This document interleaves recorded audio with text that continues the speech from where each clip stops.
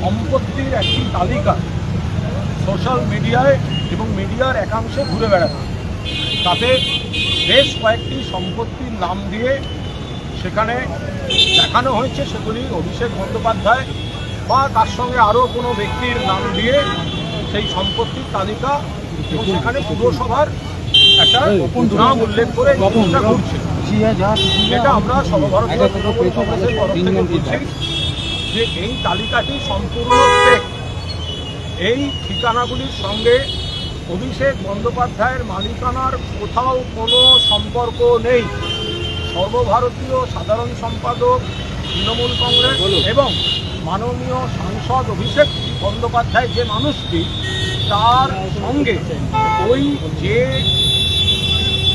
তালিকাটি ঘুরছে সেই সম্পত্তির কোনো সম্পর্ক নেই। ফলে যে বা যারা উৎসাহমূলকভাবে এটি প্রচার করছেন তারা নিজ দায়িত্বে করবেন।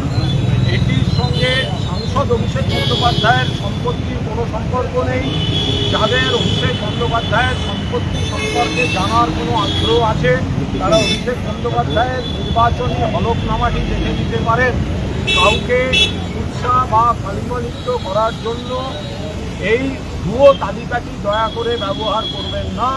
এটি সর্বভারতীয় তৃণমূল কংগ্রেসের তরফ থেকে আপনাদের জানিয়ে দিলাম। 1, 2, আমরা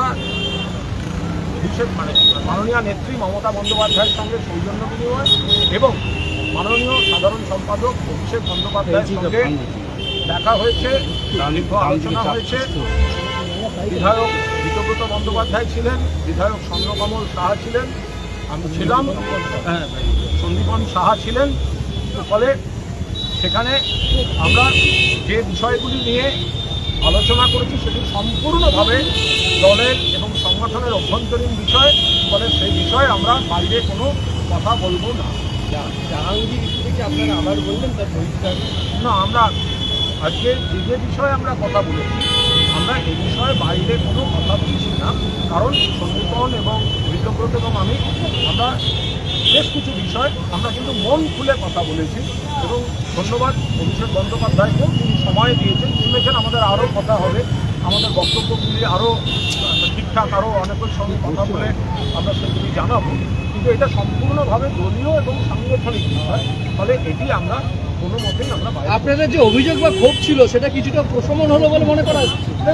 এটা কোনো ব্যক্তিগত মান অভিমান ক্ষোভ এসবের বিষয় নয়।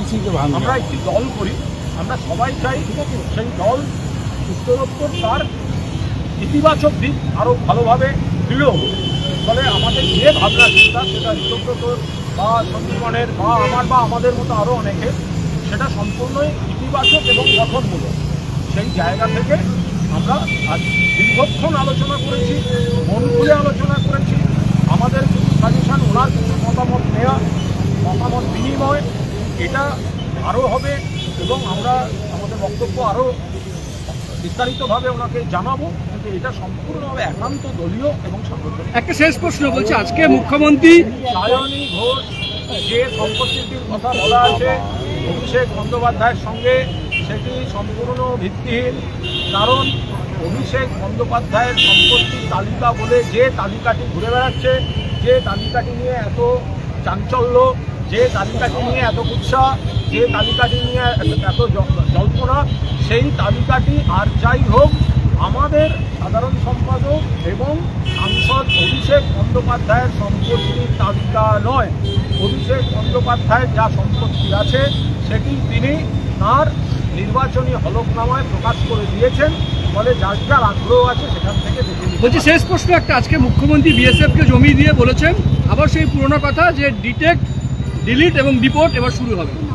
দেখুন, এগুলো সমস্ত প্রথম নতুন সরকার আসা ইত্যাদি এতই যদি হবে তাহলে ত্রিপুরা রাজ্যটা তো অনেকদিন আগেই বিজেপি এসেছে। তাহলে সেখান থেকে ত্রিপুরা থেকে রোহিঙ্গা, ত্রিপুরা থেকে অবৈধ অনুপ্রবেশকারী বাংলাদেশি কী করে ধরা পড়ছে? তো সেখানে তো বিজেপির সরকার।